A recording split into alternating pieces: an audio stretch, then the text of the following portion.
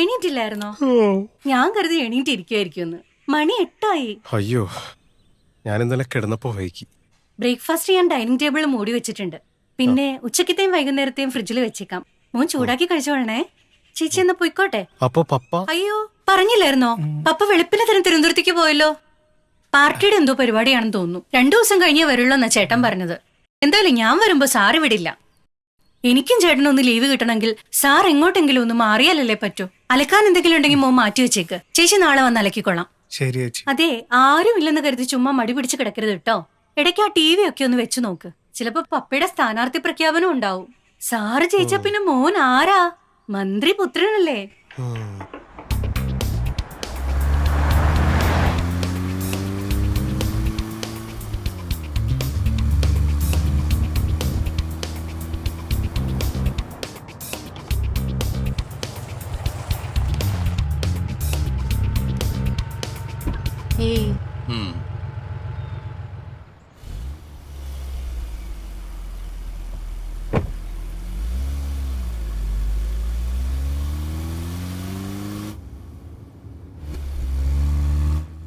എന്താ ഒരു റിപ്ലൈ തരാത്തത്? എങ്ങനൊരു മറുപടി തരണം എന്ന ആലോചനയിലാണ് ഞാനും. 1-2 ദിവസമല്ല, വർഷം 2ആയി.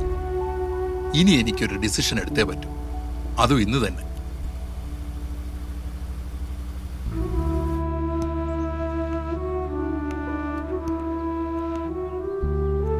നമ്മുടെ തീരുമാനത്തിനായി കാത്തു നിൽക്കുന്ന ബന്ധുക്കളോട് നമ്മൾ ഒരു മറുപടി പറഞ്ഞേ പറ്റൂ. അവരോടിനി ഒഴിവ് കഴിവുകളൊന്നും പറഞ്ഞു രക്ഷപ്പെടാമെന്ന് വിചാരിക്കണം. എനിക്ക് അറിയാഞ്ഞിട്ടല്ല റൂബൻ. ഹസ്ബൻഡ് അല്ല എന്റെ ഇഷ്യൂ, മകനാണ്. അവനെ ഉപേക്ഷിക്കാൻ എനിക്ക് മനസ്സ് വരുന്നില്ല. പല പ്രാവശ്യം നമ്മൾ ഡിസ്കസ് ചെയ്ത വിഷയമാണ് വിൻസി നീ ആവർത്തിക്കുന്നത്. സ്വന്തം ജീവിതമാണ് വലുതെന്നുള്ള കോൺഷ്യൻസ് ആദ്യം നിനക്കുണ്ടാവണം.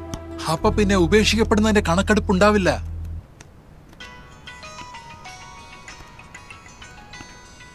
മോനാണ് ക്രിസ്റ്റി. ഇപ്പൊ എടുക്കണ്ട. ആദ്യം നമ്മുടെ വിഷയത്തിലൊരു തീരുമാനം ഉണ്ടാവട്ടെ. ഇല്ലെങ്കിൽ എനിക്ക് വേറെ മറിച്ച് ചിന്തിക്കേണ്ടി വരും.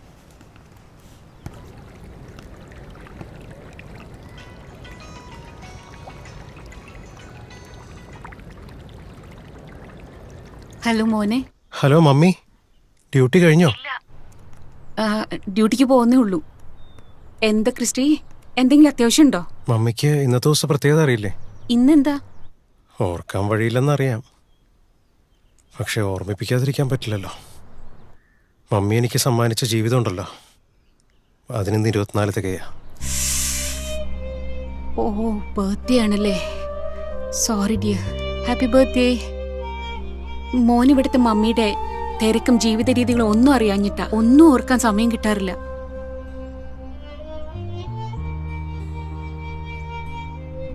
ബൈ ദ ബൈ, ബർത്ത്ഡേക്ക് എന്താ സ്പെഷ്യൽ? എന്ത് സ്പെഷ്യല്?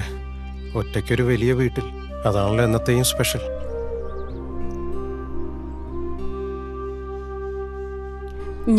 ഞാൻ വേണമെങ്കിൽ കുറച്ച് പോക്കറ്റ് മണി അക്കൗണ്ടിൽ ഇട്ട് തരാം.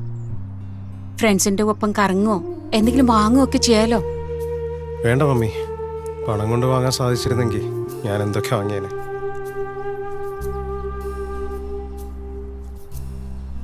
ശരിടാ, മമ്മി വയ്ക്കുക. ഫ്രീ ആവുമ്പോ വിളിക്കാട്ടോ.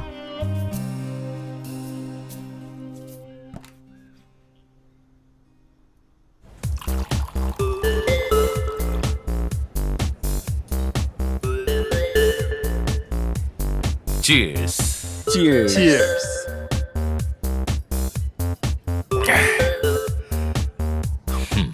റൂബനെ ഇങ്ങനെ ഒറ്റയ്ക്ക് കയറൂരി വിടാൻ ഞങ്ങൾക്ക് താല്പര്യമൊന്നുമില്ല.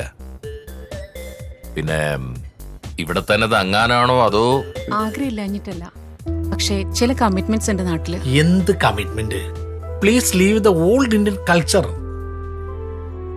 അതെ, you should clear your opinion immediately.